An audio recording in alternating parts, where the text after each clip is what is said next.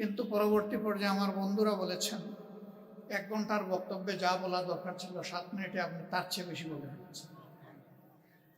আমি জানি না কি বলেছি, এর সাক্ষী আপনারা, এর সাক্ষী টিভি স্ক্রিনের সামনে লক্ষ লক্ষ মোবাইল হাতে ইন্টারনেটের সুবাদে যারা এই বক্তব্য দেখছেন তারা সকলেই সাক্ষী। আমি যখন পড়ে যাই তখন অনেকেই টিভি স্ক্রিনের সামনে ছিলেন, আবার অনেকে হয়তো বা হাতে মোবাইলে অবজার্ভ করছিলেন। এমনি একজন ছিলেন ইউনাইটেড হসপিটালের খ্যাতিমান হৃদরোগ বিশেষজ্ঞ জনাব অধ্যাপক ডাক্তার মোমিনুজ্জামান। তিনি টিভি স্ক্রিনের সামনেই ছিলেন। আমার পড়া দেখে তিনি সাথে সাথে আমাদের পরিচিত একজন লোককে বললেন, আমি নিশ্চিত ওনার এই পড়ে যাওয়ার কারণ ব্রেইন নয়। ওটা দরকার নাই, বন্ধ করে দেন, ওটা বন্ধ করে দেন, ওটা চালু থাকলে আমার সমস্যা হবে।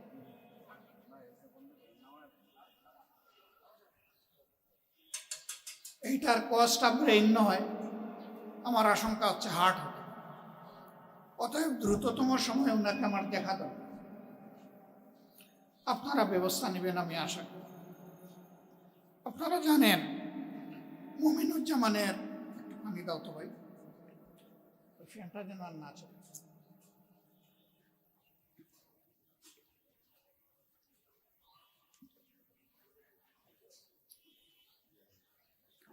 ডাক্তার মোমিনুজ্জামানের একটা সিরিয়াল পেতে কয়েকদিনের জন্য অপেক্ষা করতে, কিন্তু সেই লোক তার দরদ, তার ভালোবাসা, তার দায়বোধ, তার আন্তরিকতা নিয়ে নিজেই বলেছেন যে দ্রুততম সময় তিনি দেখতে চান।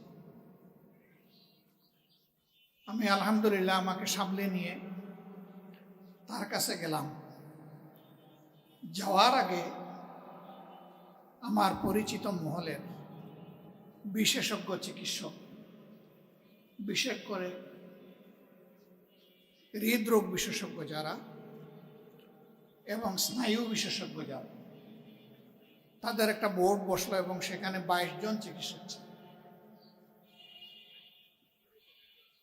এর আগে যে পরীক্ষা নিরীক্ষা হয়েছে এর ভিত্তিতে তারা নিশ্চিত হয়েছেন আমার হার্টে ব্লক আছে। তারা তখন বললেন ব্লকের যে নেচার প্রাইমারিলি আমরা ধরতে পেরেছি, তাতে এটা একটু জটিল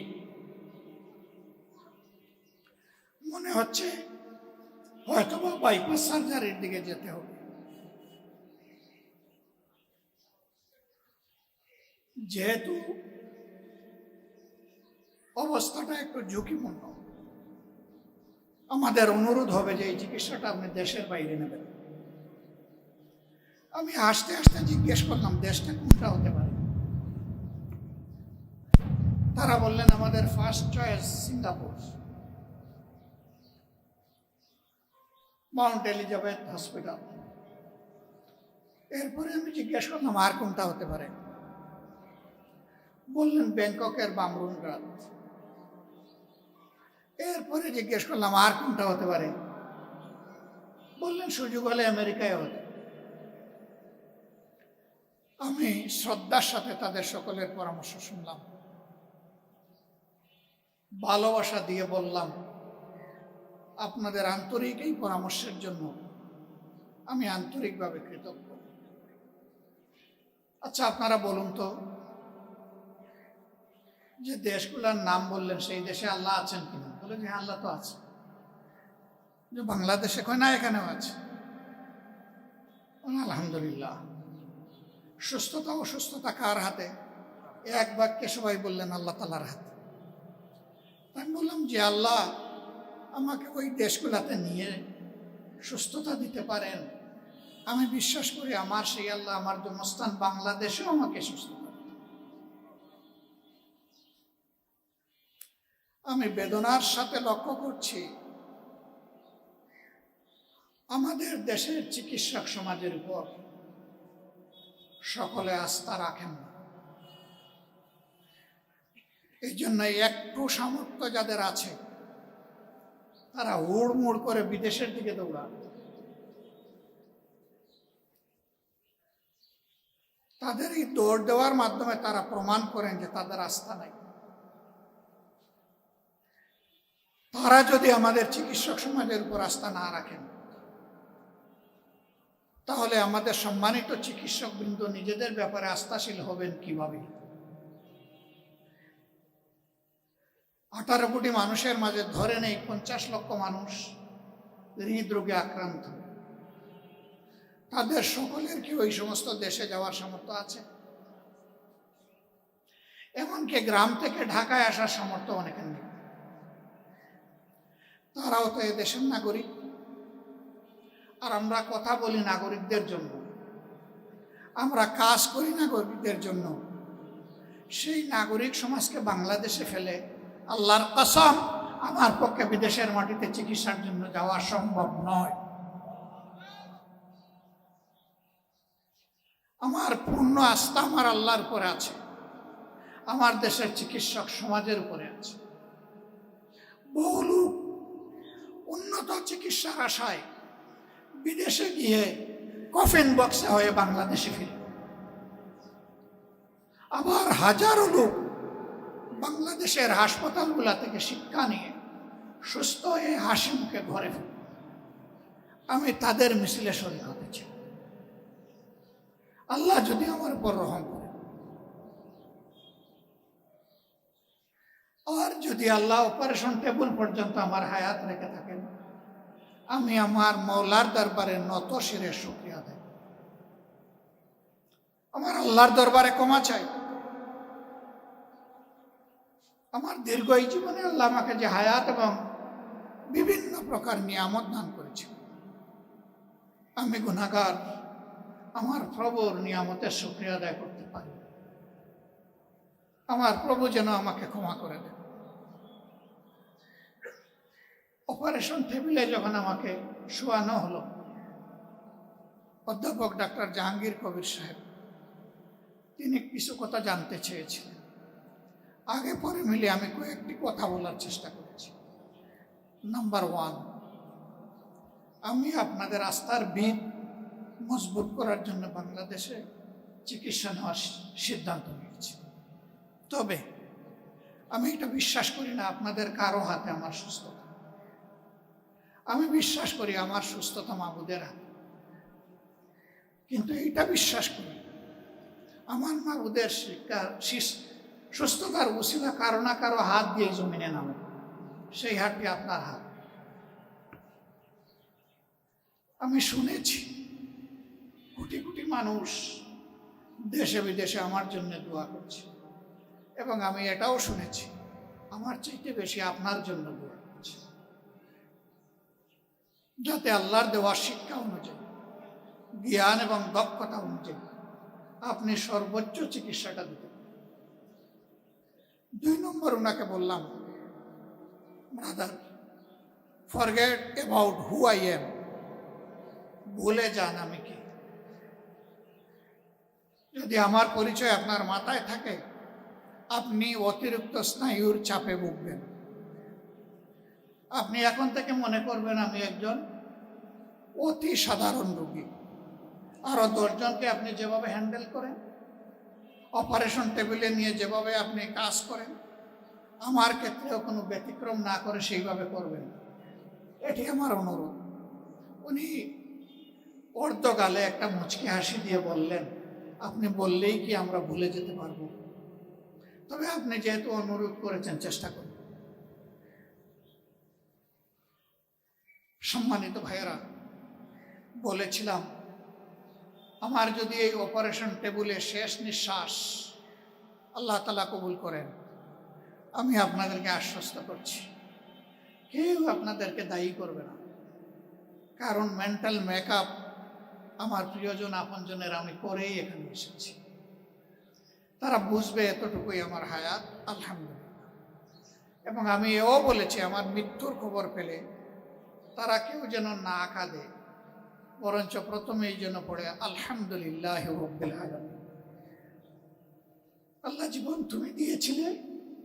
তুমি নিয়ে গেছো, সকল প্রশংসা তোমার।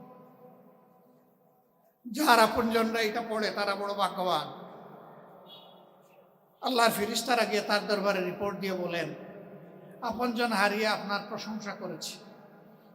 আল্লাহ বলবেন, ওদের জন্য আমার জান্নাতে ঘর বানাও, স্পেশালাইজড বালাখানা। আমি এটার নাম রেখে দিলাম বায়তুল হাম। আল্লাহু আকবার। এই প্র্যাকটিস আমাদের সকলেরই করা উচিত। এরপরে আমি বললাম, আমি যদি সুস্থ হয়ে বাসায় ফিরি, আপনি মনে করবেন না যে সুস্থতা আপনার হাতে। এই সুস্থতা আমার আল্লাহর দান, উসিলা ছিলেন না। এই জন্য আল্লাহর কাছে কৃতজ্ঞ, আমি আপনার কাছে কৃতজ্ঞ।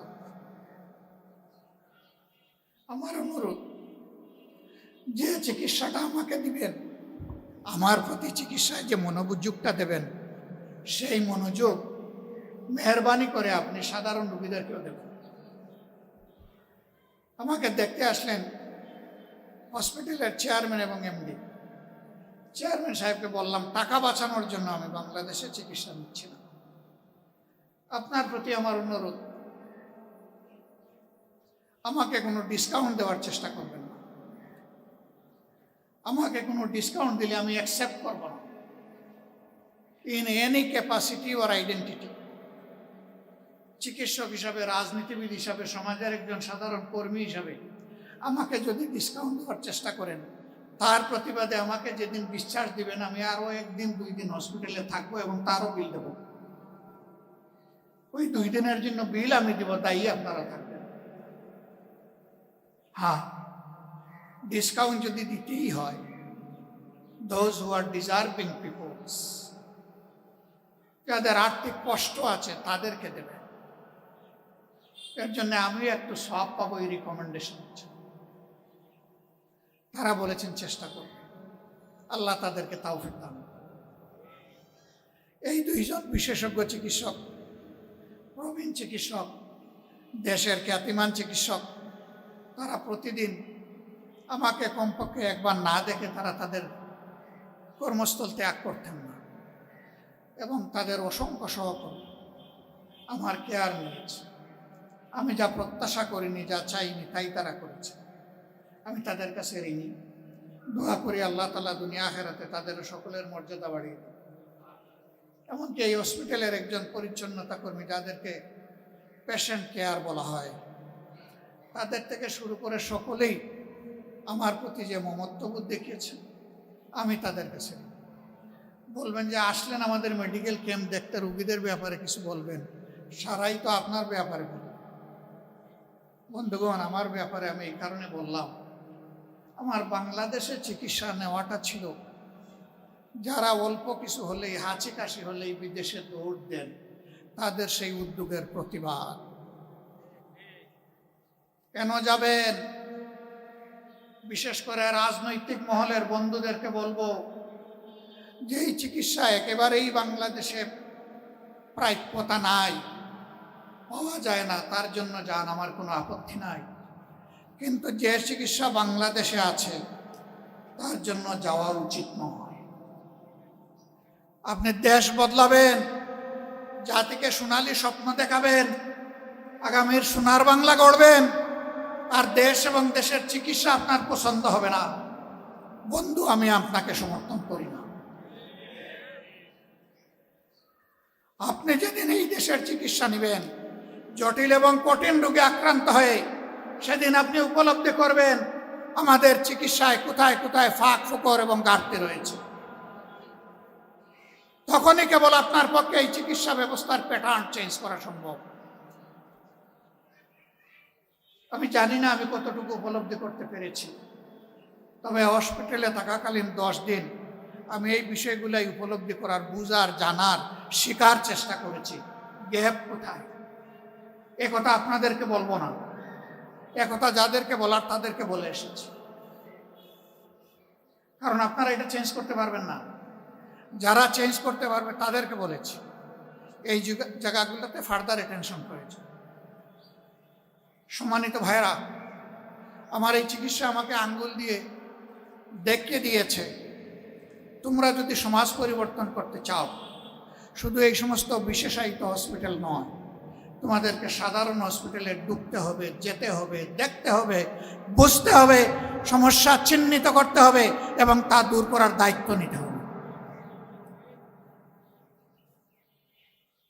আমরা একটা মানবিক, দুর্নীতিমুক্ত, সমৃদ্ধ বাংলাদেশ গড়ার স্বপ্ন দেখি, যেই বাংলাদেশটায় গরিব থেকে ধনী সকলকে তার অধিকার তার গড়ে তার হাতে তুলে দেওয়া হবে। অধিকারের জন্য কারো কাছে করুণা প্রাপ্তি হতে হবে না। আজকের আমাদের এই ক্ষুদ্র আয়োজন কেন? এই ক্ষুদ্র আয়োজন বিধ্বস্ত সমাজ ব্যবস্থায় চলমান যে স্বাস্থ্যসেবা তার ঘাটতি বোঝানোর জন্য। ওই স্বাস্থ্যসেবা যদি সকলের জন্য নিশ্চিত হতো, একজন রোগীও আজকের এই ক্যাম্পে আসত।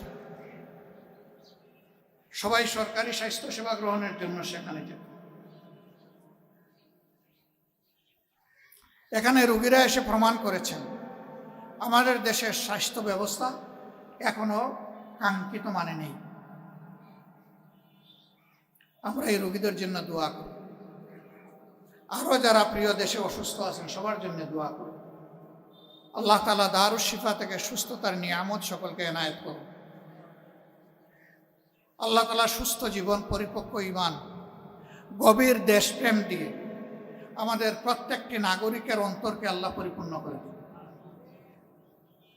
আমরা আপনাদেরকে কথা দিচ্ছি, এই সমাজ বদলানোর দায়িত্ব আপনারা যদি আমাদের হাতে তুলে দেন, দেশবাসী যদি আল্লাহর মেহেরবানিতে তুলে দেন, আমরা খেটে খুঁটে চেষ্টা করব সমাজের এই ঘাটতিগুলো পূরণ করার। আমরা ইনশাআল্লাহ তেলা মাথায় তেল দেব না। তেলের অভাবে যার চামড়া ফেটে গেছে তার গায়ে একটু তেল মালিশ করার চেষ্টা করব ইনশাআল্লাহ। আমাদের prime subject those who are deprived people, বঞ্চিত মানুষগুলো হবে আমাদের অগ্রাধিকার ইনশাআল্লাহ। শুধু স্বাস্থ্যের ক্ষেত্রে নয়, শিক্ষা, স্বাস্থ্য থেকে শুরু করে যতগুলা নাগরিক পরিষেবা আছে, সকল পরিষেবায় বঞ্চিতরা অগ্রাধিকার পাবে ইনশাআল্লাহ। বঞ্চিতদের অধিকার তাদের হাতে তুলে না দেওয়া পর্যন্ত ওই সেবা আমরা গ্রহণ করব না। আমার 7 মিনিটের বক্তব্যে বলেছিলাম দুর্নীতিমুক্ত বাংলাদেশ গড়তে চাই। এর ছোট্ট নমুনা হিসাবে আজকে লাখো জনতা এবং কোটি মানুষের সামনে এই ঘোষণা দিচ্ছি যে আগামীতে বাংলাদেশ জামাত ইসলামী থেকে যারা নির্বাচিত হবেন তারা সরকারের কোনো প্লট অল্প মূল্যে গ্রহণ করবেন না ইনশাআল্লাহ। বিনা ট্যাক্সের গাড়ি চড়বেন না ইনশাআল্লাহ। এও বলেছি সরকারের দেওয়া ন্যায্য যে সমস্ত সুযোগ সুবিধা আছে তার কতটুকু না নিয়ে পারা যায় তাও আমরা বিবেচনায় নেই। একদিকে আমরা বলবো জনসভাকে ইবাদত মনে করি, আরেকদিকে জনসভাকে খেত মারার হাতিয়ারে পরিণত করব। জামাত ইসলাম এটা করবে না ইনশাআল্লাহ। বলবেন তার কি কোনো প্রমাণ আপনারা রাখতে পেরেছেন? একটু ভাই চেষ্টা করেছি। আল্লাহর 2 বান্দা 4 দলীয় সরকারে 2001 থেকে 6 মন্ত্রী ছিলেন ভাই। বাংলাদেশের সবাই সাক্ষ্য দেয় তারা শতভাগ সৎ ছিলেন, স্মার্ট ছিলেন, দক্ষ ছিলেন। 10টা মিনিস্ট্রি যদি সেই সময় আমাদের হাতে আসতো, 10টার অবস্থা একই হতো। কেন? একটাই কারণ, তারা আল্লাহকে ভয় করতেন। মানুষ বুঝবে না, দেখবে না মানুষের কোন অধিকার হরণ হচ্ছে, কিন্তু মহান আল্লাহ সামিউন বাসির, তিনি সব শুনেন এবং সব দেখেন। তাকে ফাঁকি দেওয়ার শক্তি কারণে এই বিশ্বাস যাদের থাকে, জনগণের সম্পদে, ইজ্জতে এবং জনগণের জীবনের উপর তাদের হাত, কালো হাত কখনো পড়তে পারে না, পড়বে না ইনশাআল্লাহ। সেই বাংলাদেশটাকে আসলেই আমরা সবাই চাই। তাহলে একা বাংলাদেশ জামাত ইসলামী পারবে না তো। প্রত্যেকটি ঘর থেকে, বাড়ি থেকে, সকল পেশা থেকে, শ্রেণী থেকে সবাইকে এগিয়ে আসতে হবে। এগিয়ে এসে বলতে হবে আমাদের সম্পদ যারা লুণ্ঠন করেছে, আর তাদের হাতে দেশের চাবি আমরা তুলে দিতে চাই না। আমাদের সম্পদের যারা চৌকিদার পাহারাদার হবে, আমরা সেই চৌকিদার পাহারাদের হাতে এবার আমাদের চাবি তুলে দিতে চাই। আপনারা কি সাহস করে এই ঘোষণা সবাই দিতে পারবেন? এই কথাগুলো উপস্থিত এই মুষ্টিমেয় কয়েকজন মানুষকে আমি জিজ্ঞেস করছি না। এই আওয়াজ আজকে মিডিয়ার মাধ্যমে, লাইভ স্ট্রিমে এবং রেকর্ডেড পরবর্তী ব্রডকাস্টিংয়ে যাদের চোখের সামনে যাবে, যাদের কানে যাবে, তাদের সকলের বিবেকের পর্দায় আমার এই আবেদন। ভাই, বন্ধু, মা, বোন, মেয়ে, সত্যি যদি ভয়মুক্ত, শঙ্কামুক্ত একটি মায়াবী মানবিক বাংলাদেশ চান, যেই দেশে প্রত্যেকটা মানুষ মানুষকে সম্মান করবে এবং ভালোবাসবে, আর জীবন দিয়ে নিজের দেশের স্বাধীনতা এবং সার্বভৌমত্ব রক্ষা করবে, এমন একটি দেশ যদি চান, তাহলে সকলের প্রতি আমার এই কথাগুলো বিবেচনা করার আবেদন। আসুন, আগামীর জন্য আমরা সিদ্ধান্ত নিই। অতীত যা হয়েছে হয়েছে,